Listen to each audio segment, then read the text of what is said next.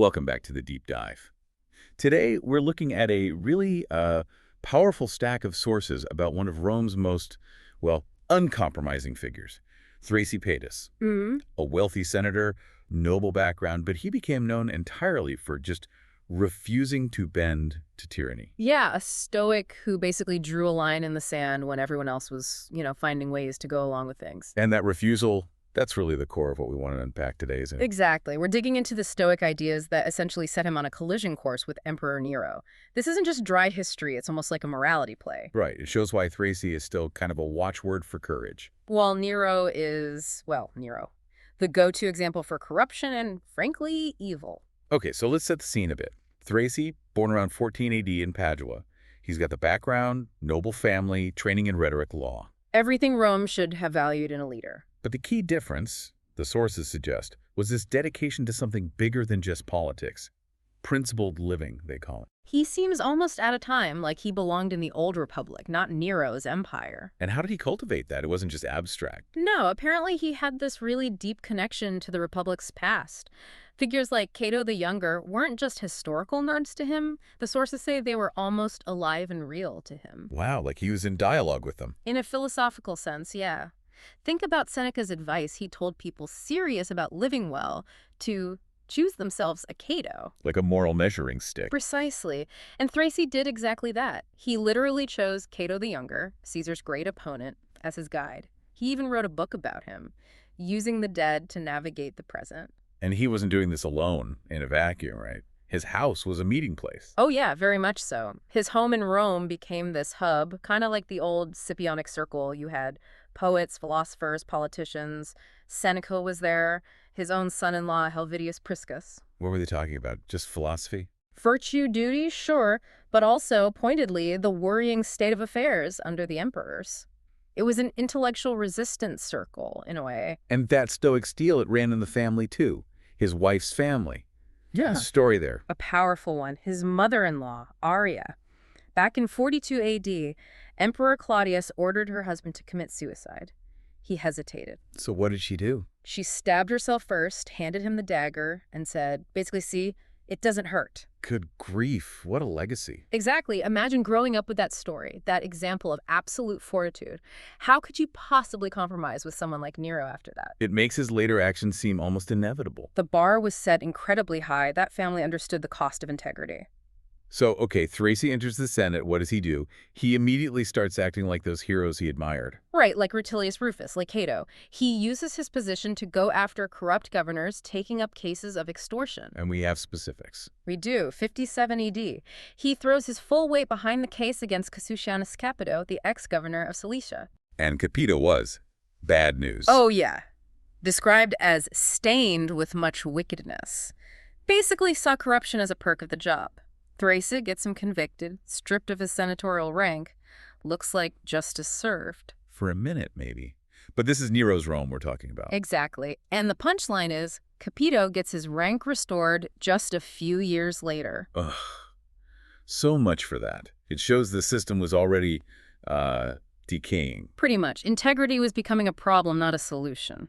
But Thrasea didn't just become cynical, did he? There's another incident involving a poet. Right. So some poet criticizes Nero. The Senate, trying to curry favor, sentences the guy to death over the top. And Thrasea steps in. He does. He argues for mercy, for restraint, very much in line with Seneca's on clemency. And surprisingly, Nero agrees. Nero actually agrees this time. He commutes the sentence. That's odd. Why would Nero listen to Thrasea? You'd think he'd hate him. It's one of the fascinating contradictions. We even have the story where someone tries to badmouth Thrasea to Nero, expecting praise. Nero. Nero shuts them down, calls them a sycophant, and says, I wish Thrasea were as excellent a friend to me as he is a judge. Wow, so even Nero recognized something authentic there, maybe even respected it grudgingly. Possibly. Even tyrants can sometimes spot real moral authority, even if it irritates them. But that very authenticity meant a major clash had to happen eventually. It's like Cato and Caesar all over again, you said. One principled and restrained, the other just totally unbound by rules or ego. And the breaking point arrives. 59 A.D. The big one. Nero murders his mother, Agrippina. Thrasea must have been horrified. Appalled, yes, but maybe even more disgusted by the Senate's reaction. They didn't just look the other way. They bought Nero's ridiculous story. As she was the traitor. They bought it, or pretended to, and then they voted to give Nero honors for It's matricide. grotesque. The complicity. The absolute moral collapse. But what does Thrasea do? He can't possibly vote for that. He doesn't. When the vote happens, he just gets up and walks out of the Senate, refuses to participate. And that walkout, it's more than just avoiding a tricky vote. Oh, absolutely. This is where the Stoicism really kicks in. It's not about saving his own skin. It's a profound act of moral dissent. Asserting his internal citadel, as the Stoics might say. Precisely. Nero can control events, control bodies, but he can't control Thrace's assent, his judgment. By refusing to vote, Thrasea refuses to legitimize the act. He's basically shouting, this is not normal, this is wrong. Yes, he's using his refusal as a form of moral authority. It's pure courage, not cowardice. He won't dignify it. And this wasn't a one-off. He kept up this passive resistance. For 3 years, he stayed away from key votes. He refused to vote for divine honors for Nero's new wife, Poppaea, just wouldn't play the game. The tension must have been building. Definitely. And it became openly personal. By 63 AD, Nero publicly snubs him. Thrasea goes with other senators to congratulate Nero on his daughter's birth. And Nero refuses him entry. Refuses him entry to the house, a direct public insult. For Thrasea, seeing the Senate just accept that, that must have been the final straw. I think so. He seems to have realized then that the Senate itself was, as the source says, long past helping. The system was broken beyond repair. So active reform is pointless. Yeah. What does he do instead? He retreats. A strategic, principled withdrawal. For the next 3 years, he's in semi-retirement. Doing what? Plotting? No, focusing on his philosophy, writing that book about Cato, basically living according to his principles, knowing the end was probably coming. He expected a death sentence. He must have. He wasn't going to beg or change who he was. And Nero, being Nero, couldn't just leave him alone. He needed a pretext. Yep. And guess who provides it? Let me guess. Capito. The guy Thrasea got convicted. The very same. Restored to the Senate and eager for revenge. He comes up with this flimsy charge. What was it? That Thrasea didn't show enough enthusiasm, basically, at Poppaea's funeral in 65 AD. Didn't offer sacrifices. Seriously, that's the charge. Pathetic, isn't it? But the charge didn't matter. It was about the intent. Capito knew what Nero wanted. Which was? As one source puts it, Nero had this yearning to put virtue itself to death, to eliminate the living reminder of what he wasn't. And Capito really twisted the knife with that comparison. Oh, yeah. He reportedly whispered to Nero, "The country is now talking of you, Nero, and of Thrasea, as it talked once of Gaius Caesar and Marcus Cato." Oof. Hitting Nero right in the ego. But ironically, that's the highest compliment Thrasea could receive. Absolutely. It sealed his fate, but also his legacy. So Thrasea knows the end is near.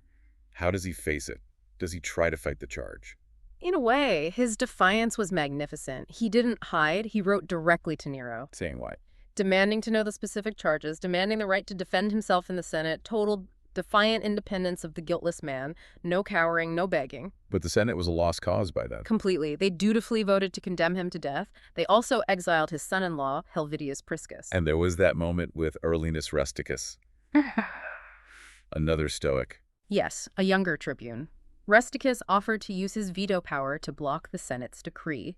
An incredibly brave, potentially suicidal move. But Thrasea stopped him. He urged him not to, said it wouldn't save him and would only destroy Rusticus's own career, protecting the next generation even then. He accepted his fate. He had decided how he would meet it. The news of the death sentence arrived while he was just sitting in his garden. With friends. Yeah, philosophers, poets, magistrates. He was actually discussing the immortality of the soul with Demetrius the Cynic. How did he react to the news? With this sort of sardonic resignation, his reported words were, "I would rather be killed today than banished tomorrow," accepting the inevitable with dry wit. Nero gave him the choice of how to die, the typical Roman way for senators. Yes, suicide was offered. And his final preparations, they show this mix of stoic duty and real empathy. How so? He told his friends and family to leave, to protect them, but crucially, he spoke to his wife, Arria the Younger. The daughter of the woman who stabbed herself. Exactly. He explicitly begged her not to follow her mother's example, not to die with him, for their daughter's sake. He asked her to live on, which is fascinating, right? Is that pure empathy, sparing her the pain? Or is it the ultimate Stoic demand, forcing her to endure life's suffering while he takes the easier path of release? Probably a bit of both. He chose her survival. So the officials arrive. What happens next? He goes into his bedroom with Demetrius the philosopher and Helvidius, his son-in-law. He asks them to open the veins in both his arms. And as he's dying, As the blood flows, he takes some of it, sprinkles it on the ground like a libation, and dedicates it to Jupiter the Deliverer. Jupiter the Deliverer, not Jupiter the King of the God. No, Jupiter Liberator, the one who frees the soul from the body. A very pointed philosophical choice. And he had final words for the official. Yes. For the quaestor, the young man who brought the sentence, he told him, "Look well, young man. You have been born into times in which it is well to fortify the spirit with examples of courage, passing the torch, even in death." Wow. Just incredible dignity. Now let's contrast that sharply with Nero's end. Oh, the contrast couldn't be starker. Nero's end was pure panic, incompetence, and self-pity. His support just crumbled away, right? Completely. People finally started telling the truth, like that soldier who basically listed his crimes to his face. "I started hating you when you became a murderer of your mother and wife, a chariot driver, an actor, an arsonist." Brutal honesty, finally. Too little, too late. The army declared him a public enemy. His guards deserted him. He was hiding out, terrified. And he knew what awaited him if caught. That horrible execution. The neck in the fork, beaten with rods, thrown from the Tarpeian Rock. Absolute terror for him. So he tries suicide, but even that. He botched it. He couldn't do it. He hesitated, whined, asked his aide to make sure his head wasn't cut off. Utter hypocrisy, given how many he had killed and decapitated. He failed. Miserably. His secretary, Epaphroditus, had to push the dagger in for him. And his famous last words are often quoted, but what were his second to last? As he was dying, apparently looking at a soldier who arrived, he gasped out, "This is loyalty. Just pathetic, self-absorbed nonsense to the very end." What a difference. Thrasea faced death with principle, Nero with panic. Thrasea understood something fundamental. Nero could kill his body, sure, but he couldn't harm his character, his integrity. Whereas Nero, by killing Thrasea, Seneca, and others, he only really harmed himself. Absolutely. He destroyed his own reign, his own reputation, filled his life with what Thrasea might have called a living death. By the end, nobody thought Nero won that contest. So the legacies are set. Completely set. Cato and Thrasea are still names that mean courage, wisdom, integrity. And Nero. Nero means excess, cruelty, delusion, incompetence. A joke, but a terrifying one.